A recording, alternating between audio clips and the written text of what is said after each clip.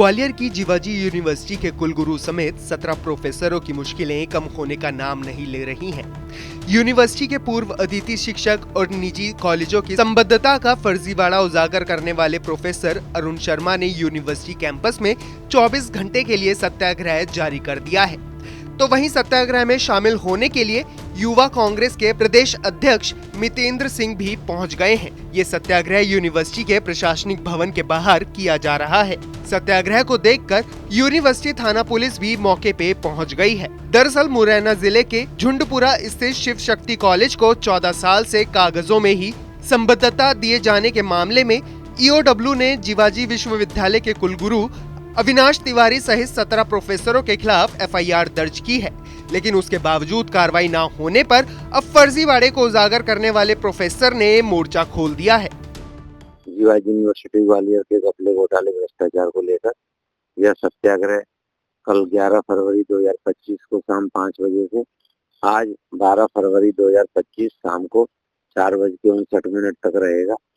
इसके माध्यम से मांग की जा रही है कि भ्रष्टाचारी धनकसू प्रोफेसर अविनाश तिवारी अभी भी नैतिकता का तकाजा समझे और तत्काल इस्तीफा दे, और अगर इस्तीफा नहीं देता है तो मध्य प्रदेश के राज्यपाल मंगू भाई पटेल जी इसको बर्खास्त करें और जीवाजी यूनिवर्सिटी में धारा 52 लगे। अगर कितनी गंभीर आरोप लगाए हैं आपने इन पे? मेरे द्वारा लगाए गए आरोपों को 1 वर्ष के अनुसंधान के बाद ईओडब्ल्यू ग्वालियर ने सही पाया।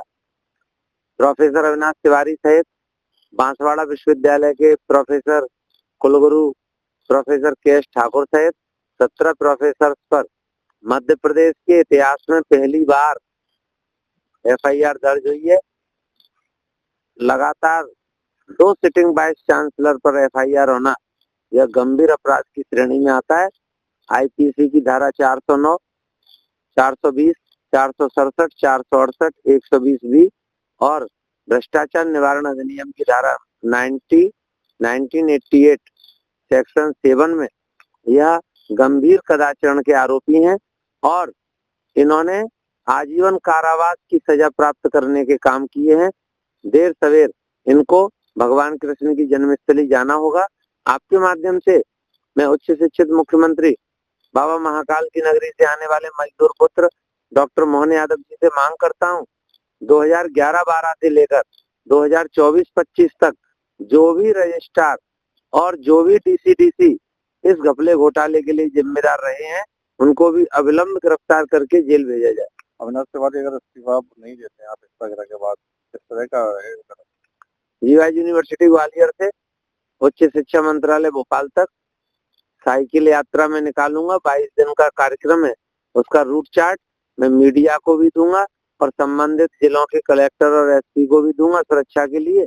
और रोजाना सुबह 10 किलोमीटर और शाम को 10 किलोमीटर साइकिल चलेगी और भोपाल पहुंचकर राज्यपाल मंगू भाई पटेल, मुख्यमंत्री जी और उच्च शिक्षा मंत्री जी को ज्ञापन दूंगा।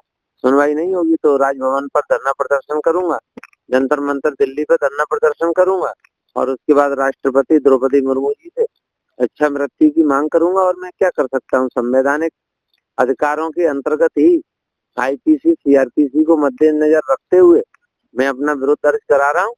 मेरा ये कहना है कि मैं जीवाजी यूनिवर्सिटी के आंगन में खुले मंच पर हिज हाईनेस शिवाजी राव सिंधिया जी की प्रतिमा के नीचे यह सत्याग्रह कर रहा हूँ।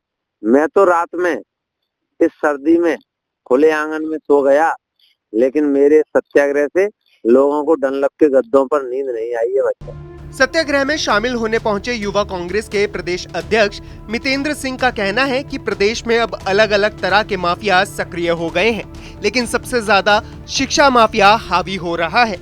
देखिए, आज सरकार इस प्रदेश के अंदर एक योजना बना रही है। वो लंबी योजना आज मुझे यहाँ आके समझ में आई। वो लंबी योजना ये है कि अभी तो हम लोग रोज़गार की लड़ाई लड़ रहे थे इस प्रदेश में कि नौजवानों को रोज़गार दो।